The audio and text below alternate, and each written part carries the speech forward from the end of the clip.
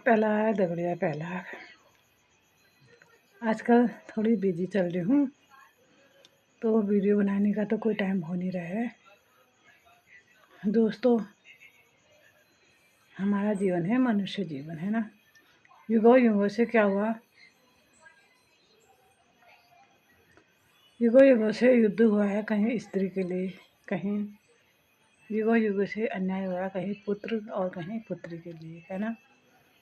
तो एक युद्ध हुआ था महाभारत, वो भी बंटवारे के लिए हुआ था। एक तरफ थे 5 भाई और दूसरी तरफ थे 100 भाइयों, जबकि हक किसका था? 5 पांडवों का था।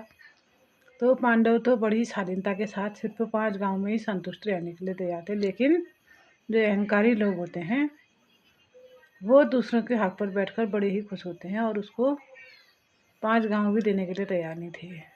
तो क्या हुआ, युद्ध का नतीजा क्या हुआ था?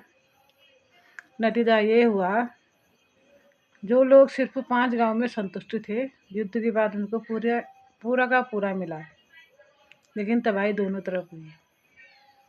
जिसका हक था उन्हीं को मिला वो साम्राज्य, पांडवों को, लेकिन दोनों ही तरफ क्या हो गया? भीषण तबाही हो गई। धृतराष्ट्र का तो पूरा कुल ही खत्म हो गया। क्यों? क्या था वो? एक तो आंखों का अंधा था, है ना, ऊपर से सिंहासन पर बैठा था, सिंहासन का लोभ अलग से हो गया, पुत्रों का मोह अलग से हो गया, है ना। और राजा होने के कारण जो उनके चाटुकार थे वो भी बहुत ज़्यादा हो गए थे, तो उन्होंने उसका जो सिर था वो 7वें आसमान में पहुंचा रखा था, है ना। सत्ता के बल पर, ताकत के बल पर, पुत्रों के घमंड पर छिड़ गया युद्ध धर्म का। और दूसरी तरफ थी कुंती, पति मर चुका था और 5 पुत्र, वो भी छोटे छोटे थे, है ना। युद्ध तो हुआ, हक तो सभी को चाहिए। हुआ क्या? अधिकार के लिए पिता हमारा होना बहुत ज़रूरी है ना। उसके साथ हमारे कर्मा भी नेक होने चाहिए, तभी तो विजय होती है। बिना कर्मा नेक ये तो होते नहीं है।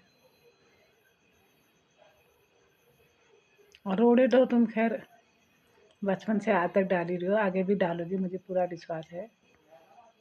धन्यवाद धन्यवाद, डालते रहना और मैं आगे बढ़ते जाऊँ और तुम यही करते रहना। तुमको ऐसी बुद्धि मिली, भगवान से प्रार्थना करती हूँ तुमको ऐसी ही बुद्धि आई। बिल्कुल, अगर तुम दूसरों के हक पर पल जाते हो तो पलो, बन जाते हो तो बनो, खा सकते हो तो खाओ, लेकिन लड़ना मेरा धर्म है। लड़ूंगी और अवश्य लड़ूंगी, चाहे तुम कितना ही कुछ भी डाल दो, कुछ भी दिखा दो, रुकना मैंने है नहीं। Bye bye.